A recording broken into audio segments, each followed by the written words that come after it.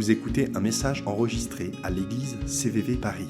Pour plus d'informations, visitez notre site internet cvvparis.fr. Le temps passe vite et on ne le voit pas toujours passer, mais à partir de demain, toutes vos lettres, si vous envoyez des lettres, tous vos courriers, tous vos documents administratifs, toute votre réflexion par rapport aux dates de naissance change. C'est 2024 maintenant. Ça fait une différence. Le temps passe vite et on a besoin d'avoir des moments comme ça pour se rappeler. Je préfère Noël, largement. À choisir entre Noël et le Nouvel An, moi je choisis toujours Noël.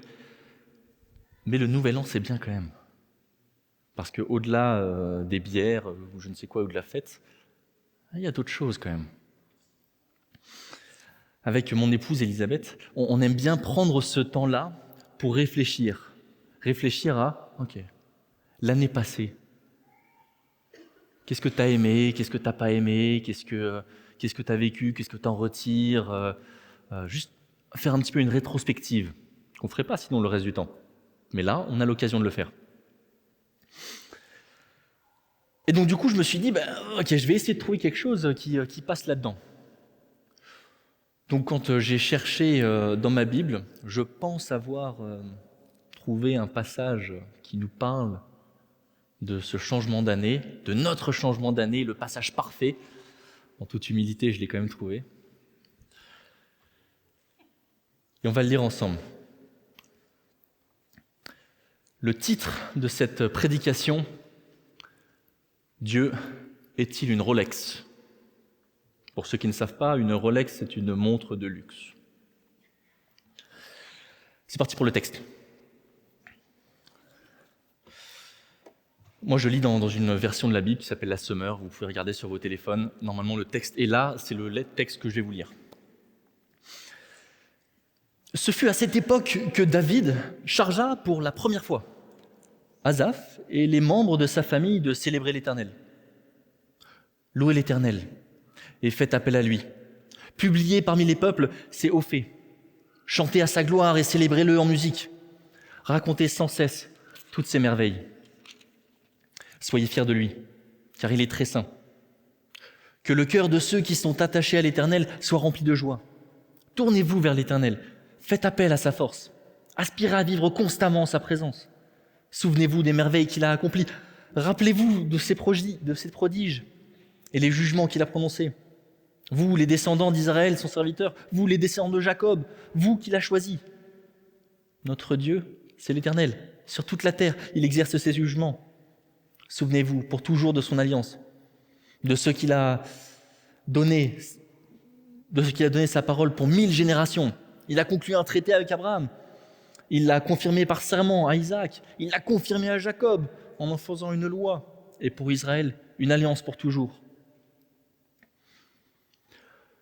Le chant, théoriquement, continue encore pour une dizaine de versets.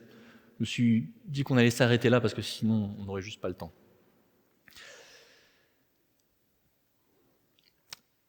Dieu est-il une Rolex?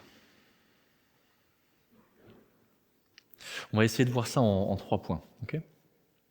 D'abord, l'ordre du chrétien. Ça fait un peu l'ordre mendiant, l'ordre spirituel, mais là, c'est plus le commandement donné aux chrétiens. Okay. C'est notre premier point. Et c'est les versets 7 à 11. Et pour ça, je vais d'abord vous donner un petit peu le contexte, pour comprendre là où on se situe. Pour comprendre ce que David est en train de faire ou de nous demander, à nous, petit Asaph, on met ça en contexte. Donc plusieurs siècles auparavant, avant notre texte,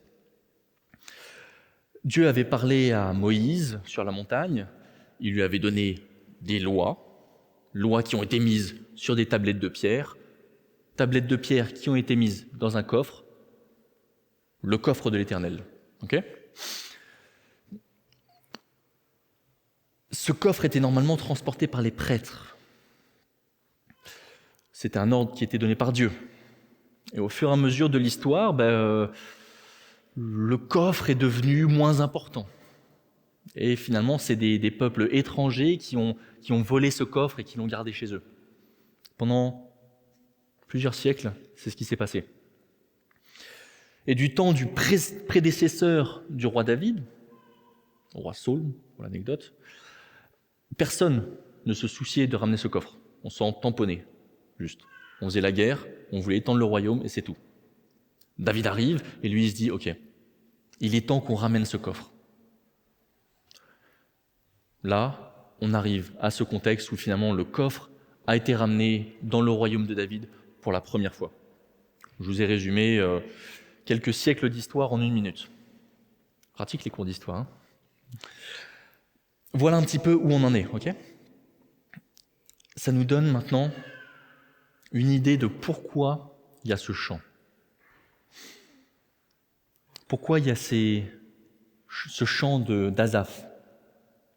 Petite précision, les prêtres qui étaient chargés de transporter le coffre, du coup, n'avaient plus de raison de transporter le coffre, parce qu'il était là sur place, donc il leur fallait un nouveau rôle, une nouvelle saison dans leur vie, un nouveau ministère.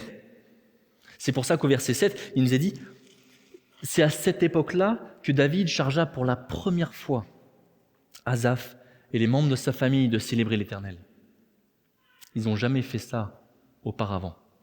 Asaph et sa famille n'ont jamais fait ça. Donc du coup, normalement, quand vous commencez dans un nouveau rôle, vous essayez d'arrondir les angles, commencer de façon assez calme. Lui, il commence en donnant des commandements, Asaph. Première chose, le premier geste qu'il fait, il nous donne 10 commandements. Pour l'époque, mais donc aussi 10 commandements pour nous aujourd'hui. 10 ordres. Et je dois avouer que je n'aurais pas fait les choses comme ça. Personnellement, je suis un peu plus rond, donc je n'aurais pas commencé, mais peut-être que si Asaph se permet de faire ça, c'est qu'il y a une raison.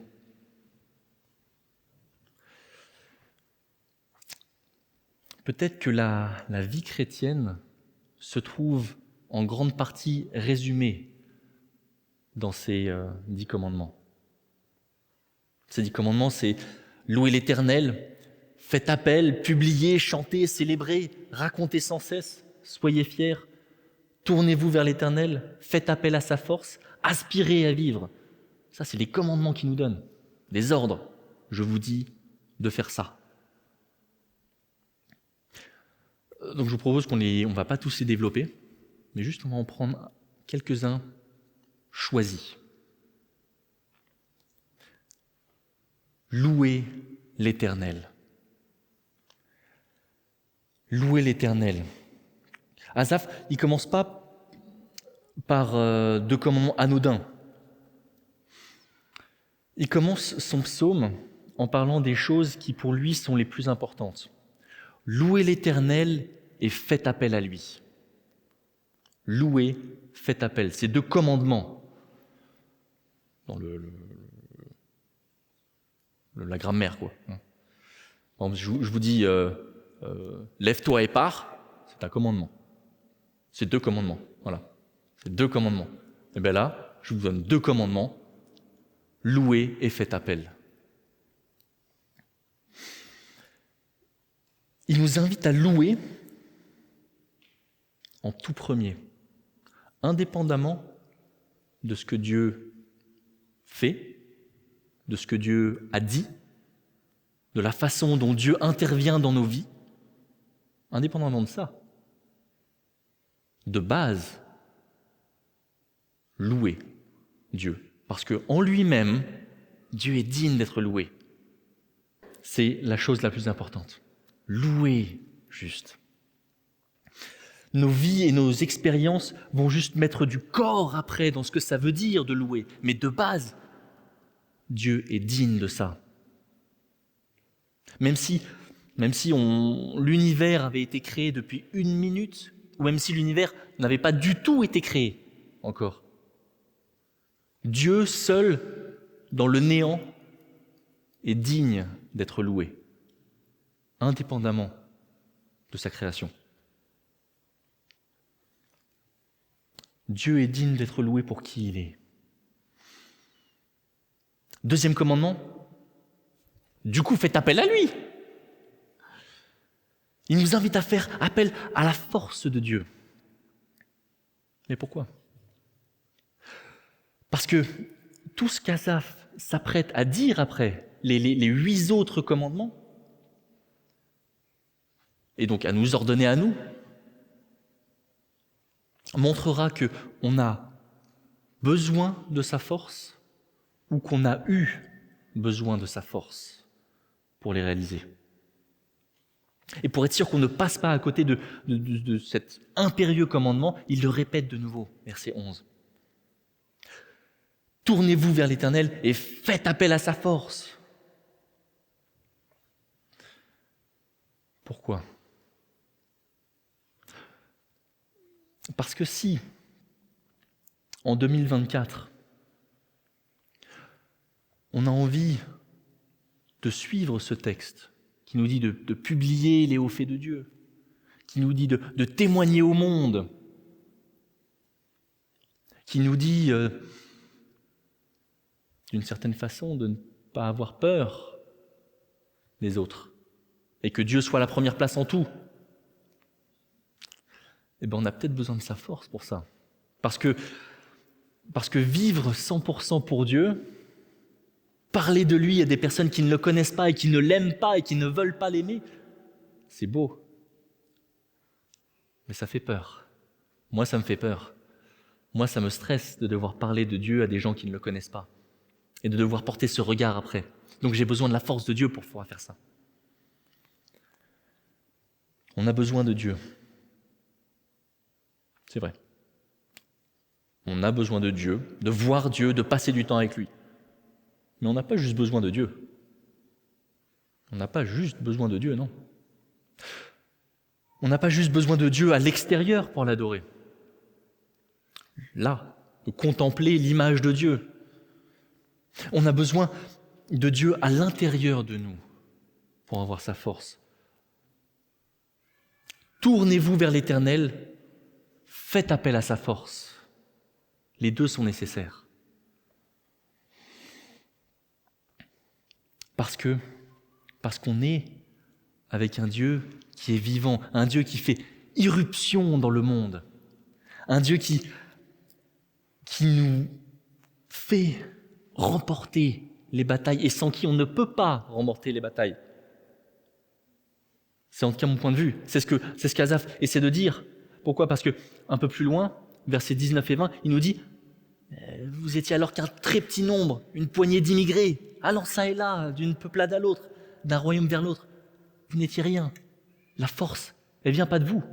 La force ne vient pas de nous. Si on remporte des batailles aujourd'hui, si l'évangile au fur et à mesure grandit dans nos familles, en nous, dans nos cercles, dans notre travail, dans la société, si l'évangile est propagé aujourd'hui, ce n'est pas par notre force. Parce que nous ne sommes qu'un petit nombre ici, CVV. On est 50 là. De nous, de nos propres forces, on ne changera pas le monde. Mais avec la force de Dieu, je vous assure que le monde peut changer avec 50 personnes.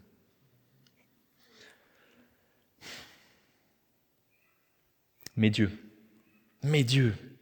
fait irruption dans nos vies par son Saint-Esprit, parce qu'il change les situations.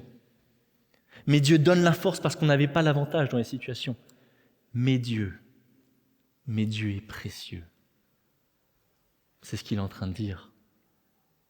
Si tu veux rentrer dans une bataille, choisis la meilleure arme. Dieu est précieux. Et il continue du coup en nous disant, verset 11, « Aspirez à vivre constamment dans sa présence. » On avait loué-le, faites appel à lui et aspirez à vivre constamment en sa présence. C'est peut-être la meilleure chose qu'on a à faire du coup. Suivre ce commandement d'Asaph. Mais de vous à moi, comment on fait pour être continuellement dans sa présence ? Moi, je n'y arrive pas. Je n'y arrive pas. Est-ce qu'on doit prier tout le temps ? 100% du temps, ma vie est une prière. Est-ce qu'on doit lire tout le temps notre Bible ? On doit plus lire notre Bible, certes, ça c'est vrai. Mais tout le temps ?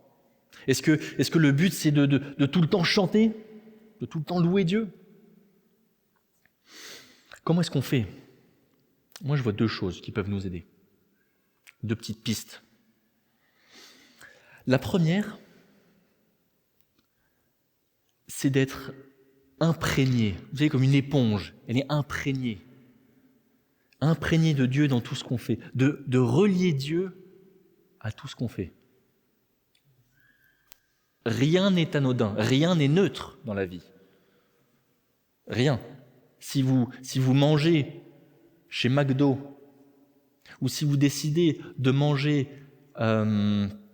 bio, c'est un choix qui parle de Dieu. Si vous décidez d'avoir des chaussures Ralph Lauren, ou si vous décidez de vous habiller chez Decathlon, ça parle de Dieu. Tout ce qu'on fait dans la vie parle de Dieu. Et donc du coup, relier tout dans notre vie à Dieu, être imprégné de ça, être immergé, être imbibé de Dieu. Ça, c'est peut-être la première piste qu'on peut essayer de développer pour 2024. C'est le commandement qui avait été donné au peuple d'Israël lors de la période avec Moïse. Un des plus grands commandements pour le peuple d'Israël. C'est dans Deutéronome. Et malheureusement, je ne l'ai pas mis. Deutéronome, au chapitre 6, versets 4 à 9. La plus grande confession de foi juive. Écoute Israël, l'Éternel est notre Dieu, l'Éternel seul. Et là, il déroule.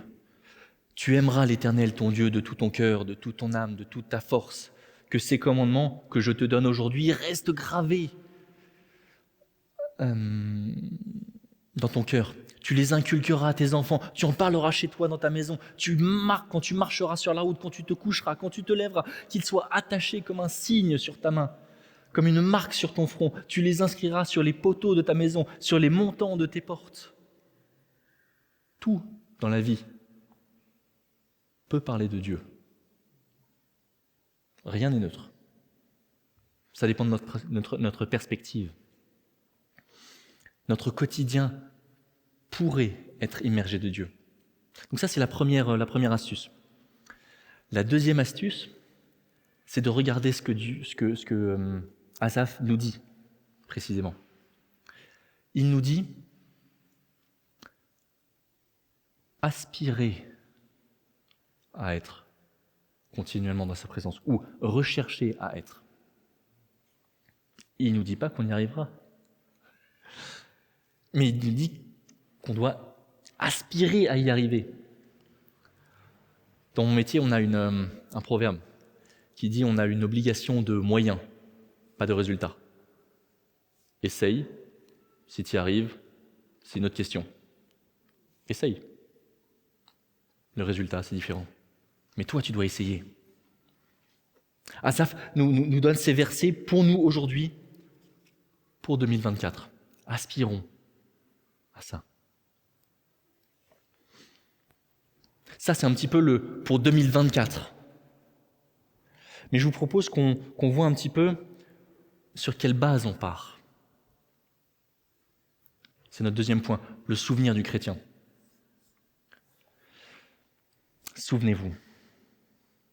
Si les versets 7 à 11 visent l'année 2024, les versets 12 à 17, eux, nous font réfléchir sur 2023 ou sur les années encore antérieures. Faites ça parce que Dieu a fait ça. Alors que dans les versets 7 à 11, Asaph nous avait donné 10 commandements. Pour les versets qui viennent, là, il nous donne 2 commandements, ou plutôt un commandement qui est répété. Souvenez-vous, juste ça. L'histoire, c'est du souvenir. Souvenez-vous des merveilles que Dieu a accomplies. Souvenez-vous de son alliance. Ça pointe vers qui est Dieu, vers ce que Dieu a fait. Pas mes œuvres, pas mes réussites, vers ce que Dieu a fait. Ça pointe vers quelqu'un. On n'est pas en train de dire « je remercie l'univers céleste, je remercie la lumière parce que la lumière est belle, merci caillou parce que tu me permets d'avoir du ciment ». On n'est pas en train de faire ça. Il y en a qui le font, hein. Je respecte. À moitié, mais je respecte. On est reconnaissant envers une personne, un être vivant, Dieu qui est vivant et qui intervient dans notre histoire. Il n'est pas stoïque, impassible sur un nuage en train de regarder. Ah tiens, il y a une guerre. Non. Il intervient dans l'histoire, avec nous, pour nous, en nous. Dieu nous pousse à la reconnaissance parce qu'on constate aussi ses œuvres dans nos vies. Si on vit pour Dieu en cherchant à le suivre, en comptant sur sa force, pour sa gloire, alors je peux vous promettre une chose, on verra des merveilles et des prodiges. C'est une conséquence logique. Si on vit pour Dieu, on verra des merveilles et des prodiges. Il n'y a pas d'autre choix. Parce que Dieu est un Dieu de merveilles et de prodiges. C'est ce qu'il fait. Il ne sait pas faire... Dieu ne connaît pas le médiocre. Dieu fait la perfection. Mais parce que nous, on est quand même des êtres un peu oublieux des fois, il y a ce commandement d'Asaph. Souvenez-vous. Et je vous propose que là aussi, on ne voit pas tous les versets en détail. Ce serait trop long, sauf si vous voulez une prédication très longue. Mais on va plutôt se concentrer sur les versets 16 et 17. Il, Dieu, a conclu un traité avec Abraham et il l'a confirmé par serment à Isaac. Il l'a confirmé à Jacob en en faisant une loi et pour Israël une alliance pour toujours. Quand j'ai réfléchi à ces versets, il y a pas mal de questions qui sont venues à moi. Et je vous propose que je vous en partage que 2. On aurait trop de temps sinon. Pourquoi est-ce que Asaph décide à ce moment-là de faire autant de répétitions ? C'est lourd quand même. Pourquoi il répète ? Parce que Dieu s'engage. Mettons-nous dans le contexte de l'époque.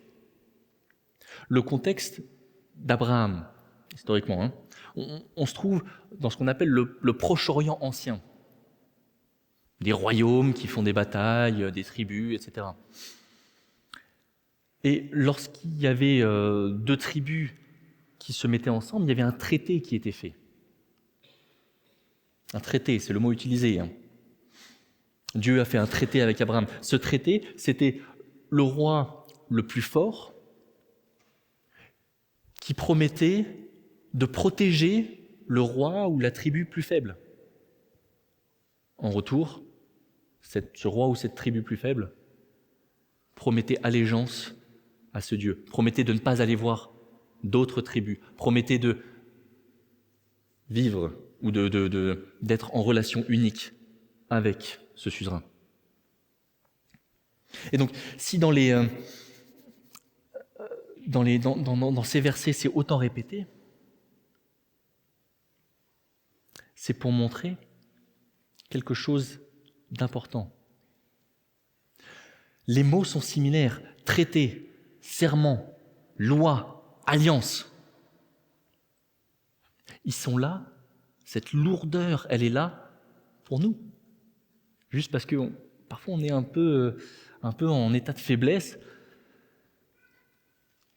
Et du coup, Dieu nous donne un gage de son engagement pour nous dire, c'est sûr, cet engagement que je prends avec vous, il est sûr et certain. il n'est pas limité dans le temps, il est répété au fur et à mesure des personnes. Il n'y a pas une date d'expiration sur l'abonnement divin. Traité, serment, loi, alliance, toutes ces formes d'engagement possibles, aujourd'hui encore, Dieu les prend avec nous. Dieu s'engage sous toutes les formes possibles avec nous. Et il le fait, et ça a une conséquence. Ça veut dire que ce suzerain avait l'obligation de protéger le plus faible pour l'honneur de son nom. Dieu nous protégera pour l'honneur de son nom. C'est sa gloire qui est en jeu.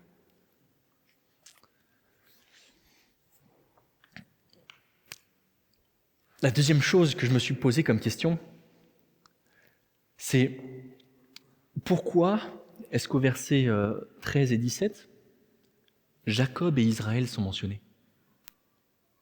Pour mémoire, il s'agit de la même personne, à qui Dieu a donné juste un nouveau nom. C'est comme si Dieu disait « Je m'engage envers Thomas et je m'engage envers le papa d'Antoine, Thomas. » Ça n'a aucun sens. C'est bizarre comme formulation. Donc pourquoi être précis dans ces formulations-là ? Parce que, c'est mon interprétation, je vous en laisse une autre si voilà. Mais je pense être correct. J'aime avoir raison. Parce que Israël, c'est le nom de celui qui a obtenu la bénédiction de Dieu en se soumettant à son appel, à l'appel de Dieu. Et Jacob, c'est le nom de celui qui, durant toute sa vie, a essayé d'obtenir la bénédiction par ses propres forces, d'obtenir ce que Dieu lui promettait, avant de finalement se soumettre pour devenir Israël. Concrètement, dans l'année écoulée, on a eu des succès. Yeah! Dieu nous a bénis pour plein de choses, etc. Mais peut-être, sûrement, on a eu des échecs. Ce genre de moment, vous savez, où on sait qu'on ne devrait pas faire quelque chose, mais on le fait quand même. On le fait parce qu'on pense que Dieu est trop lent et qu'on devrait, ça devrait aller un peu plus vite. Que ce soit au travail, que ce soit dans notre famille ou autre, un comportement agressif. Allez, c'est bon là, on y va maintenant. Dites ça à votre conjoint, votre ami, voilà. Cette alliance que vous avez, ça parle de Dieu tout ça. Un comportement agressif ou une impatience, nommez les choses dans votre vie où vous savez probablement que vous avez été impatient et qu'à ce moment-là, Dieu vous demandait probablement d'être patient et vous avez décidé d'aller plus vite parce que c'était trop lent. C'est ce que Jacob a essayé de faire. Et donc du coup, Dieu a décidé de mettre le nom de Jacob et d'Israël pour qu'on ne puisse pas venir devant lui en disant « Dieu, tu prétends m'aimer, mais tu ne peux pas m'aimer totalement parce que j'ai fait ça. Ton amour a une limite. »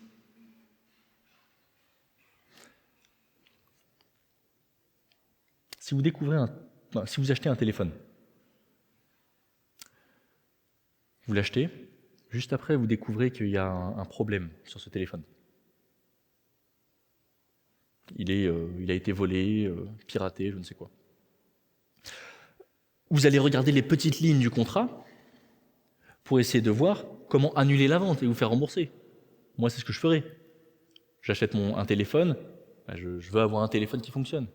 Je ne veux pas avoir téléphone avec un problème. Et bien dans l'histoire, on est le téléphone avec un problème. Je suis un Samsung cassé. Dieu, quand il regarde les petites lignes du contrat, il agit différemment. Quand il regarde les petites lignes du contrat, il rajoute une ligne. Et pour Jacob aussi. Pourquoi ? Parce que Jacob, c'était celui qui était cassé. Et pour lui aussi, il rentrera dans l'alliance. Celui qui a trahi l'alliance ne sera pas rejeté. Celui qui a passé sa vie à courir loin de Dieu, Dieu le maintient dans son alliance. Dieu nous poursuit, et même quand on échoue, même quand on se détourne de lui pendant longtemps, même quand pendant longtemps on le rejette, lui nous cherche. Pourquoi ? Parce que Israël est son serviteur, et qu'avant d'être Israël, c'était un Jacob. Quand on s'éloigne, Dieu voit en nous le Jacob qui va devenir un Israël, même s'il est cassé. Dieu ne change pas sa façon de nous aimer en fonction de nos erreurs, jour après jour, comme une espèce de girouette. Dieu nous choisit, nous a choisis et continuera de nous choisir. Il ne reviendra pas pour l'honneur de son nom. Donc Asaph nous commande d'adorer Dieu, et notamment en nous souvenant de ce que Dieu a fait par le passé, que ce soit dans nos vies ou dans la Bible. Parce que ce n'est pas en regardant vos vies que vous allez pouvoir comprendre l'alliance. On ne peut pas comprendre l'alliance en regardant nos vies. L'alliance, on la comprend en lisant la Bible. On a besoin de lire la Bible pour comprendre qui est Dieu et comment il agit dans nos vies. Ce qui nous amène à notre dernier point, la source du chrétien. C'est le verset 10. « Soyez fiers de lui, car il est très saint. Que le cœur de ceux qui sont attachés à l'Éternel soit rempli de joie. » Vantez-vous. Asaph nous donne pour commandement de nous vanter. C'est pas je pourrais me vanter. Vous savez, Paul, l'apôtre Paul, plus tard, je pourrais me vanter. Là, on a un commandement. Je vous ordonne de vous vanter.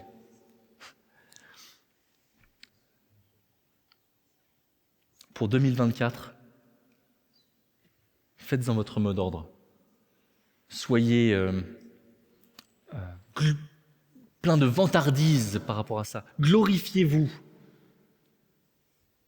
Glorifiez-vous en Dieu. Glorifiez-vous de Dieu. Verset 35, qui n'est pas affiché, c'est plus tard dans le chant d'Asaph, où il nous dit « Nous te célébrons, toi qui es saint, et nous mettrons notre gloire à te louer. » Notre gloire, c'est de louer Dieu. Et c'est le même mot qui est utilisé. « Je me vanterai de te louer. Je serai fier, à outrance, de te louer. » Et chez les chrétiens, majoritairement, c'est l'humilité qui est bien vue. C'est la règle. Un chrétien, c'est humble. Un chrétien, voilà, ça ne se vante pas. Mais la conclusion des versets 8 à 11, ce commandement, il est là. Vante-toi. Vante-toi parce que Dieu est une Rolex que tu devrais exhiber fièrement, comme celle-là. C'est une Casio. À 20 000 €, moins 3 zéros. Dieu est une Rolex.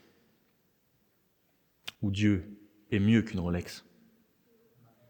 Si vous aviez une Rolex, je ne suis vraiment pas dans les montres, vous pouvez voir. Mais si vous avez un objet de luxe, vous voulez quand même l'exhiber, le montrer, je me suis acheté ça. Stylo Mont Blanc, voilà. On a envie quand même de montrer que, bon, on a quand même un objet un peu spécial, hein. C'est la Bible signée par Billy Graham, je veux dire.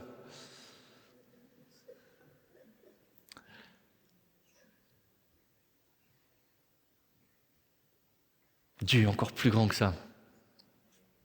Encore plus grand qu'une Bible signée par Billy Graham, vous imaginez ? Dieu est plus grand. On peut être fier et on devrait être fier pour tout ce que Asaph s'apprête à développer et dont je viens de vous parler. Être fier parce que on voit tout ce que Dieu a fait. Être fier parce que notre Dieu est plus grand que tous les autres. Et c'est ce qu'il dit au verset 26, car tous les dieux des peuples ne sont que des faux dieux. Alors que l'Éternel a fait le ciel. L'Éternel a fait le ciel. Pas les autres. Toi. C'est de toi dont je serai fier et dont je me vanterai. Dernièrement, le cœur joyeux. Et c'est le cœur de notre passage. De tous les versets, c'est le cœur. C'est le pivot. Ça se trouve dans la deuxième partie de notre verset. Que le cœur de ceux qui sont attachés à l'Éternel soit rempli de joie. C'est le pivot entre le futur 2024 et le passé 2023. C'est le pivot entre loue Dieu, adore Dieu et souviens-toi. Pourquoi ? Parce que c'est un commandement, là aussi. C'est un commandement, mais bizarre. Parce que ce commandement s'applique au cœur. C'est un commandement un peu passif. C'est un commandement qui, du coup, entraîne une conséquence implacable.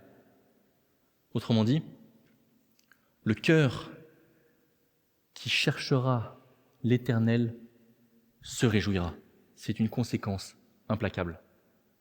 Il n'y a pas d'autre alternative pour le cœur qui cherche Dieu. Il se réjouira. C'est un commandement que Dieu donne au cœur. Et si je devais paraphraser tout notre passage, les versets 8 à 17, j'essaierai de le faire comme ça, en une longue phrase de 3 lignes. Ceux qui sont attachés à chercher Dieu voient leur cœur se remplir de joie parce qu'ils se souviennent et qu'ils savent que Dieu continuera à être leur force. Conséquence de quoi ? Ils peuvent se vanter et louer Dieu publiquement. Je suis attaché à Dieu, donc mon cœur se remplit de joie en regardant le passé. Et donc du coup, la seule chose que je peux faire face à cette joie, c'est de me vanter, de dire « cette joie ne vient pas de moi, elle vient de Dieu » et je le publie publiquement. Ce qui est forcément public, si on publie. Publier les hauts faits de Dieu. Conclusion. Non, pour Asaph, et si vous voulez, j'ai mis plus longtemps que prévu, je suis désolé, on a le temps pour un chant encore. Hein. Je te regarde, mais Nishma, tu n'es pas là. Oui, nous avons le temps pour un chant, oui. Premier commandement, louez Dieu. Allons.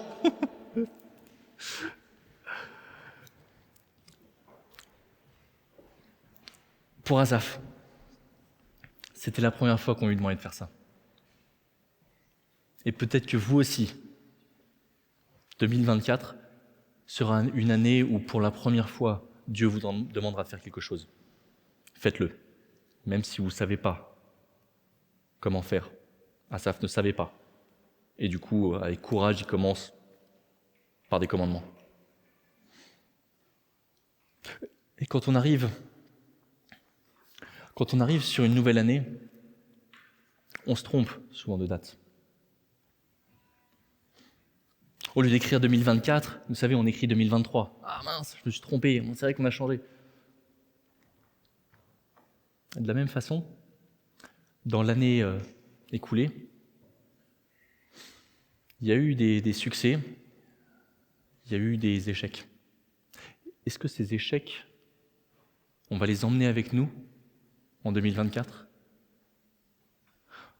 Ou est-ce que plutôt on ne va pas essayer de dire à Dieu, c'est une nouvelle année. Ce qui était en 2023 restera en 2023. En laissant Dieu nous laver et de nous rappeler que Jacob est dans l'alliance. Au fur et à mesure, Dieu va écrire dans nos cœurs qu'il continue son œuvre. Restons pas bloqués en 2023. Ne restons pas bloqués en 2023. Que ce soit sur nos échecs, nos tristesses, ou sur nos succès, sur nos beaux lauriers. Dieu a fait des choses nouvelles en 2023. Il continuera à en faire en 2024. Mais ça demande qu'on ne se trompe pas de date. L'année change. Dieu fait de nouvelles choses. Souvenons-nous du passé, mais espérons pour le futur. Et Dieu a écrit les noms des patriarches dans ce texte pour une raison. Parce que Dieu est là. Et il rappelle que son alliance est précieuse. Dieu est là, même quand on ne sait pas où il nous emmène. Il est en alliance avec toi, même si tu ne sais pas où tu vas, comme avec Abraham. Dieu est là, même quand il te demande de sacrifier tout. Tu pourras quand même trouver de la joie, comme Isaac. Dieu est là, même dans les moments où tu te sens rejeté ou incompris. Il ne va pas rompre son alliance, comme avec Jacob. Dieu est là, même quand il te demande d'aller au-devant d'un danger mortel.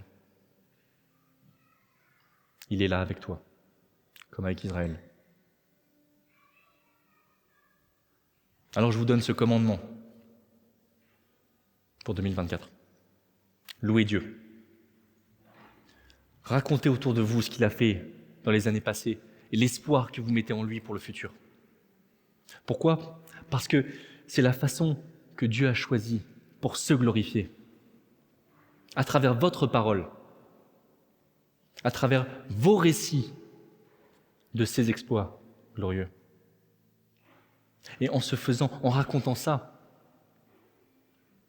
alors il transformera nos cœurs.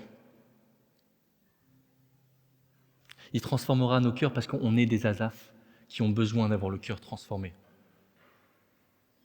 pour les faire déborder de joie alors qu'on le cherche et qu'on s'attache à lui. Donc je vous souhaite une bonne année, pleine de sa présence et de récits glorieux. Et souvenez-vous, Dieu est beaucoup mieux qu'une Rolex.